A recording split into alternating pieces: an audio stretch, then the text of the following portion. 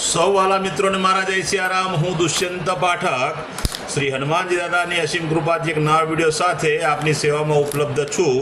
તો વાલા મિત્રો, આજનો ઉપાય આ વિષયની અંદર તારીખ છે 29મી મે 2026 ને વાર છે શુક્રવાર। વાલા મિત્રો,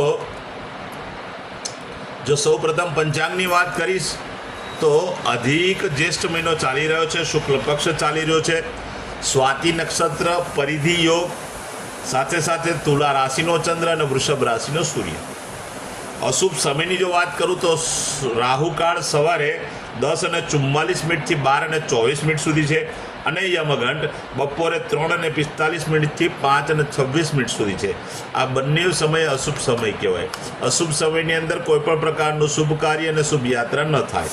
શુભ કાર્ય, શુભ યાત્રા કરવા માટે કોઈ સારું ચોકડિયું, સારું મુહૂર્ત લેવું જોઈએ, જેમાં ઉત્તમ અભિજીત મુહૂર્ત સવારે 11:58 થી બપોરે 12:51 સુધી છે। આ સમયની અંદર તમે કોઈ પણ પ્રકારનું શુભ કાર્ય, શુભ યાત્રાની શરૂઆત કરીશ। વાલા મિત્રો, વાત કરીશું આજના ઉપાયની। તો આજના ઉપાયમાં વહેલી સવારે સ્નાન કરવા બેસો ત્યારે નાવાના પાણીની અંદર 5 ચમચી ગુલાબજળ નાખી દેવાનું, પાણીમાં મિક્સ કરવાનું, તે જ પાણીથી તમારે નાહવાનું છે। સ્નાન થઈ જાય તે વખતે સાબુ શેમ્પૂનો ઉપયોગ પણ તમારે કરવો હોય તો કરી શકાય, નવું પાણી ઉમેરવું હોય તો ઉમેરી શકાય। સ્નાન થઈ ગયા પછી તમે વસ્ત્ર, કપડાં પહેરવાની શરૂઆત કરો તે પહેલાં તમારા એ કપડાની અંદર અંડરગાર્મેન્ટ્સ હોય કે બહારના કપડાની અંદર તમારે બને એટલું સેન્ટ સ્પ્રેનો ઉપયોગ કરવાનો, સેન્ટ અને સ્પ્રે છાંટવાનું છે। અને એમાં પણ જો ગુલાબનું સેન્ટ હોય તો વધારે ઉત્તમ પરિણામ આપશે। ત્યાર પછી દેશી અત્તર, જો તમારી પાસે દેશી અત્તર હોય તો જમણા હાથ અને જમણા હાથની આ ગાદી જે છે એ ગાદી ઉપર તમે દેશી અત્તર લગાડી આ રીતે તમે રબ કરી શકો। બસ આટલો જ ઉપાય છે। ત્યાર પછી સીધા સંધ્યાકાળે પશ્ચિમ દિશા તરફનું મુખ રાખવાનું, શ્રી હનુમાનજી દાદાને કાગભૂષણની રામાયણજીનો પાઠ અને એક હનુમાન ચાલીસાનો પાઠ દાદાને અર્પણ કરવાનો।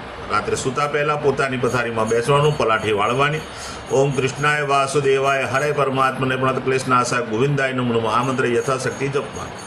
આ તો આજનો ઉપાય।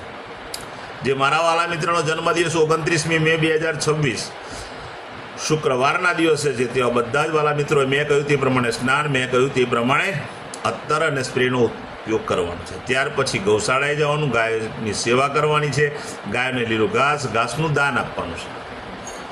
તમારે ત્યાં ભોજન બન્યું હોય તો ભોજન પણ ગાયોને અર્પણ કરવાનું છે। ત્યાર પછી સંધ્યાકાળ થાય ત્યારે તમે બજારમાંથી જલેબી લાવજો। જલેબી નાના નાના બાળકોને, જરૂરિયાતમંદ વ્યક્તિઓને, શ્રમિકોને અને વડીલોને તમે પ્રેમથી ખવડાવજો। જો તમારી પાસે જલેબીની વ્યવસ્થા ના હોય તો સાદી ખાંડ, ખાલી ખાંડ વેચશો તો પણ ચાલશે। અને એક વિશેષ ઉપાય બતાવું કે આજના દિવસ નિમિત્તે જેનો જન્મદિવસ છે તે કોઈ પણ કુંવારી કન્યાને શ્રૃંગારનો સામાન જો ભેટ કરશે તો વધારે સારું પરિણામ આખું વર્ષ મળશે। જેની મેરેજ એનિવર્સરી 29મી મે 2026 અને શુક્રવારના દિવસે છે। બધા જ વાલા મિત્રો સવારે સ્નાન કરી વડીલોના ચરણ સ્પર્શ કરી આશીર્વાદ મેળવી લે। ત્યાર પછી ગૌશાળાએ જવાનું, ગાયોની સેવા, ગાયોને લીલું ઘાસનું દાન આપવાનું। તમારે ત્યાં ભોજન બન્યું હોય તે ભોજન પણ ગાયોને અર્પણ કરવાનું। આટલું કાર્ય પતી જાય ત્યાર પછી કોઈ પણ વૃદ્ધાશ્રમમાં, અનાથાશ્રમમાં, વિધવા આશ્રમમાં જરૂરિયાતમંદ વ્યક્તિને, શ્રમિકને અથવા બ્રાહ્મણને ચોખાનું દાન આપવાનું છે, ઘીનું દાન આપવાનું છે, સાથે સાથે ખાંડનું દાન આપવાનું છે, ગોળનું પણ દાન આપવાનું છે અને શાકભાજીનું દાન આપવાનું છે। બસ આટલું દાન કરી દો, આખું વર્ષ નિરંતર ભગવાનની કૃપા તમારા પર રહેશે। અને ફરી પાછું કહું છું કે કુંવારી કન્યાને જો શ્રૃંગારનો સામાન પણ તમે જો આપી શકો તો બહુ સારું છે। મારા બધા વિડીયો યુટ્યુબ પર હોય છે। મારી યુટ્યુબની ચેનલનું નામ છે દુષ્યંત પાઠક। મારી ચેનલને સબસ્ક્રાઈબ કરજો, બેલ આઇકન અવશ્ય દબાવજો। હું નિયમિત એક વિડીયો મૂકું છું। જો તમે બેલ આઇકન દબાયેલો હશે તો તરત જ તમારા મોબાઈલ પર નોટિફિકેશન આવશે અને તમે તરત જ મારો વિડીયો જોઈ શકશો। મારું ઇન્સ્ટાગ્રામ, મારું ફેસબુકનું પેજ, એનું નામ પણ દુષ્યંત પાઠક છે। વાલા મિત્રો,